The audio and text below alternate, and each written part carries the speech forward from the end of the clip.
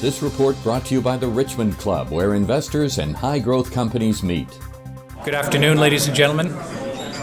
Our first speaker is the President and CEO of Indiva.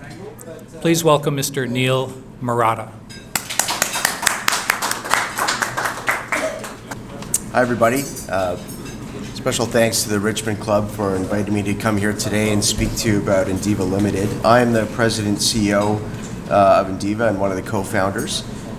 So I'll tell you a little bit about our business plan and where we're at and where we're going. Indiva Limited is a publicly traded company. We're traded on the TSX and on the OTCQX. We are a licensed producer of medical grade cannabis here in Canada. We have all of our licenses in place right now, and we have begun sales as of February through the Ontario Cannabis Store, the OCS. But our story really, and we'll get into some detail here, is not one of a farm. So we think that's a 2015 question. You know, how many acres do you have? Do you have a greenhouse or an indoor grow?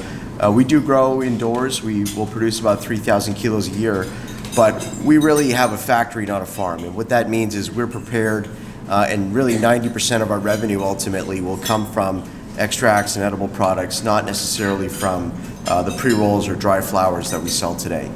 We think this industry is going to go through a big change. We're very favorable about the regulatory changes that came through about a week and a half ago. And so we're very excited for October 17th and ultimately December 17th, which will be the earliest day that we can introduce edible products. And that's really how we're positioned. And I'll get into exactly why we've intentionally pursued that strategy over the last couple of years. Our market cap today is just over 30 million. We had 8 million of cash left over on our balance sheet. We own our land and building, so we do have access to debt if we find we need another patch of capital to get through to profitability. But we're really on track here over the next couple of years to ramp to north of 100 million of revenue. And again, 90% of that will come from extraction as well as infusing products like chocolate, sugar, and other candies that we've licensed. Our facility is in London, Ontario.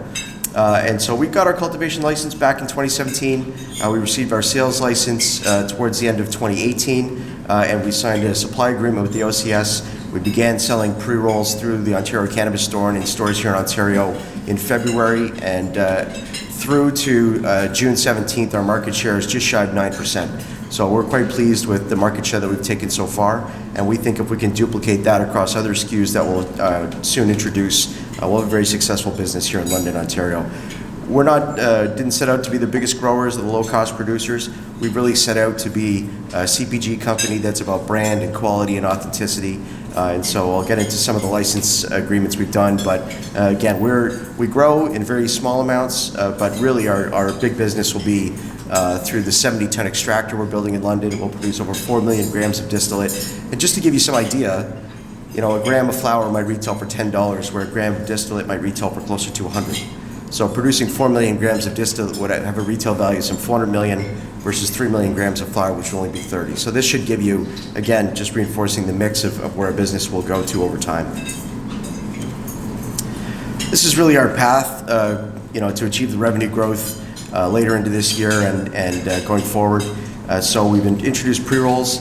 Coming up late this quarter and into next quarter, we will introduce gel capsules. The OCS has already accepted these products. There's only 2 companies currently selling gel capsules on the OCS. So there's room for more SKUs and products in this category, and it's a much more profitable category than flower for us. We'll introduce medical tinctures. We're building a 70-ton extraction facility, and we expect to be able to do some toll production for other LPs. We have negotiations in place now. But really it's Q4, well, we'll introduce the Bang chocolate, the ruby sugars, and we really think this is going to drive revenue growth. This is the opportunity. So this big ugly orange dot here that we have, this is basically 2.5 million people who admitted to cannabis use in the last year in the Parliamentary Budget Office study, but in very, very tiny quantities. So 90 to 95% of all the cannabis is consumed by less than half of the people responding here, which you can see in the gray bars. So we really think this is the opportunity. This is millions of Canadians that have used cannabis in the last year, obviously don't have anything morally against it or they wouldn't have tried it. They didn't have access, and now there's legal access points for it. But more importantly, these folks we think don't wish to smoke. And so we address that through the edibles and derivative products that we're introducing that everyone should be able to buy late December at the earliest, and definitely next year. We look to mature markets for data. My background is all in capital markets. I was formerly an analyst and portfolio manager with Fidelity Investments in Boston. So we look to mature markets for an indication of, where should we play? How big should these markets look in Canada? So, these are mature markets in the U.S. You can see edibles sort of anywhere, sort of mid to high teens and growing. This is a snapshot, but if you looked over time, you would see the trend is greater market share from the edible space and shrinking market share of the pie for flower. And so this is why we're keen to participate here. Estimates are that the Canadian recreational market will be some $10 billion.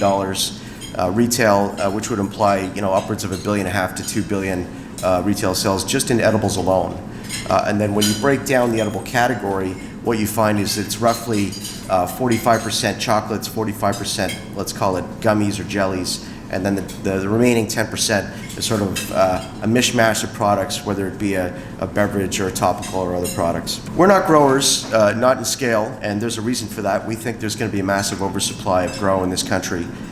This is taken from Mackey Research, who do cover our stock. Greg McLeish is an analyst you can contact to learn more about Indiva.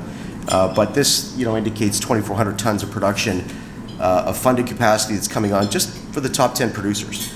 So this excludes the next 175 licensed producers, also excludes all the outdoor grow that's recently been licensed. And I think just generally the stocks have been weak here, I think because of all the outdoor grow that's being licensed. I think the market is sort of starting to realize we're going to have the shortage that we're currently experiencing is going to turn into oversupply fairly quickly.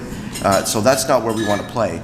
But we'd like that this oversupply will reduce our biomass costs. So that's a fancy way of saying we'll be able to buy cannabis from other LPs wholesale at cheaper and cheaper prices, which we can put through our extractor and build value-added products. This is the beginning of our global family of brands. So we've got, I'll talk about them a little bit here. We've got a joint venture with Bang Chocolate in Canada. Bang makes award-winning cannabis chocolate. The gentleman that started that company is a master chocolatier and sold high-end chocolates to Whole Foods, Dina DeLuca, places like this. Then got into cannabis and has produced just fantastic cannabis chocolate. So our view really is that brands go north and not south. And so we partnered with Bang. We have the exclusive right through the JV to produce and distribute their products in Canada as well as export. So we like that the U.S. rules prevent them from going from state to state, let alone exporting out of country. And this is where Canada has a very interesting advantage where we can use Canada as a platform to export these products to, let's say, European, Australian, and other markets. The other licensing deal we did was with a product called Ruby. Ruby makes cannabis sugar and cannabis salt, but really the core of it is patented technology called crystal fusion. And crystal fusion allows us in Canada to mechanically bond cannabinoids with the sugar and salt. The reason that's interesting is it creates a very clean label product. So the ingredients in this sugar really are cannabis and sugar, or cannabis and salt, and that's it. So we think this has disruptive potential where we joke all the time, asking my mother to pack a pipe is a gigantic ask, but seeing if she would like to try CBD sugar in her tea, that's a small ask. In a way that people that maybe are curious about cannabis or curious even if it's just about the benefits of CBD to come into the market. We're not asking them to learn a new behavior like using a vape pen or smoking if they don't wish to smoke, and that's a declining trend. Sugar in your coffee doesn't need any explanation. I'll go through our products a little bit here. We're a product company. We'll manufacture these products out of our facility. The revenue per square foot that we can generate is much better making chocolates, for instance, than growing plants, probably by a factor of 10 to 20x. So these are the Indiva products. Some of these we offer already. The pre-rolls have been very well received. The gel capsules, again, already pre-sold to the OCS, so it's just a matter of getting the oil back from some of our third-party extraction partners and producing them and shipping them out the door, and that will be a very profitable product for us. We're also sitting on 7,000 bottles of indica and sativa oil in tincture format. That's the bottle with the little dropper next to it. So as soon as we go through our two-batch amendment with Health Canada, we'll begin onboarding patients with the oils. We're going to stick with oils in capsules for patients. Won't get into too many details why, but typically medical patients become very loyal to certain strains. And having that inventory in place 100% of the time is very difficult. versus the oil, which is a much more general category, so much more suited to what we can supply. In the very back, you see the oil sprays, and right next to that, what I affectionately refer to as who cares weed in a bag. There are over 100 SKUs right now in the OCS for cannabis in a jar. That is an incredibly crowded market with nothing but supply coming on.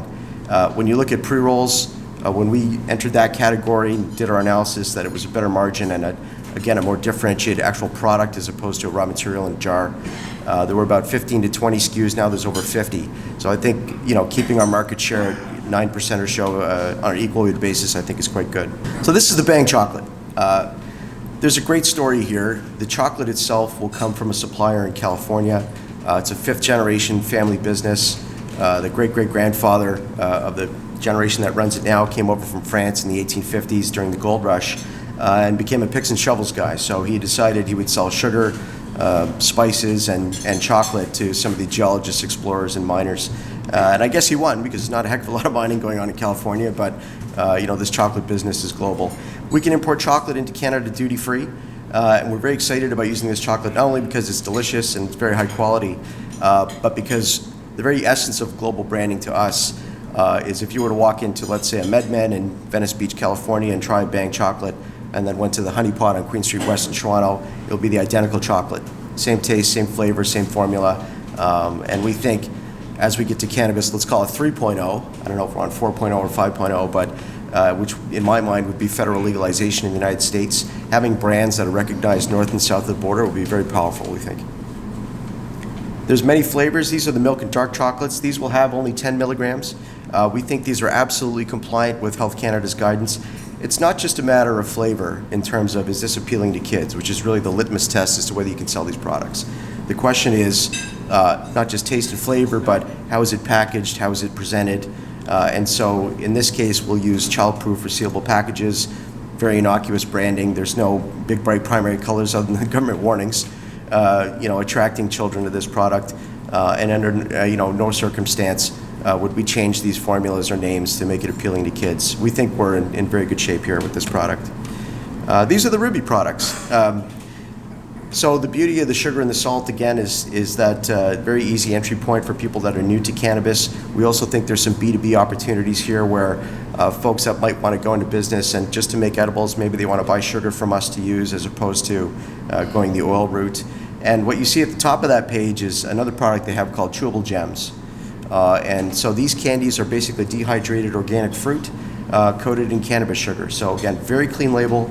Fruit, cannabis, sugar, and so we think there's all kinds of opportunity here. Again, very innocuous colors and shapes, nothing designed to attract children. It's not shaped like a gummy bear or any kind of design or pattern that's going to make it appealing to children. So we think we're in very good shape here from a regulatory perspective.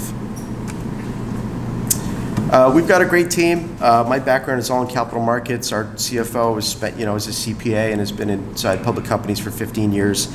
Our operations team, our VP Ops was with, over the last 20 years with Clorox, General Mills, Maple Leaf Foods, and B&G. Our Director of Ops was 12 years with Nestle. So we've tried very hard to bring in people with expertise that, quite frankly, I don't have. My background's capital markets, and so we're very pleased we've been able to attract talented people. Even our Chief Brand Officer has spent decades working with Fortune 500 companies, and all of our design and branding has been done in-house.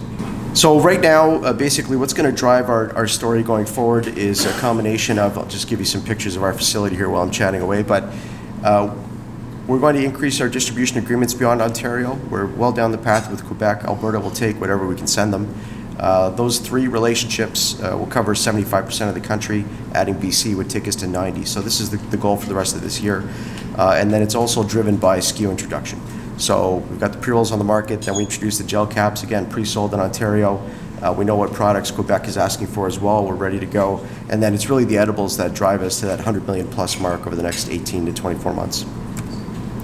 We're in London, Ontario. We're in a very good location, so we excellent access to labor. We also happen to be about 90 minutes up the road from Leamington, so as far as finding cheap trim or biomass to put through our extractor, we think we're ideally located. And we've had plenty of companies approach us for third-party work, whether it's making pre-rolls for them or doing third-party tolling. So we should expect news there this year.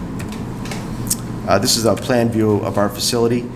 We do have a license in Denmark that we're looking to acquire. We haven't gone ahead with that yet. That's a much longer term story. We're a small company. We know we have a diamond mine in our backyard here in Canada. There's a channel that needs to be stuffed, and we've got the right products ready to go to do just that for the rest of this year and beyond. So thanks very much. I'm happy to take questions. If you enjoyed this video, please let us know. You've been watching the Richmond Club Report. If you've just come across this channel, please feel free to like and subscribe.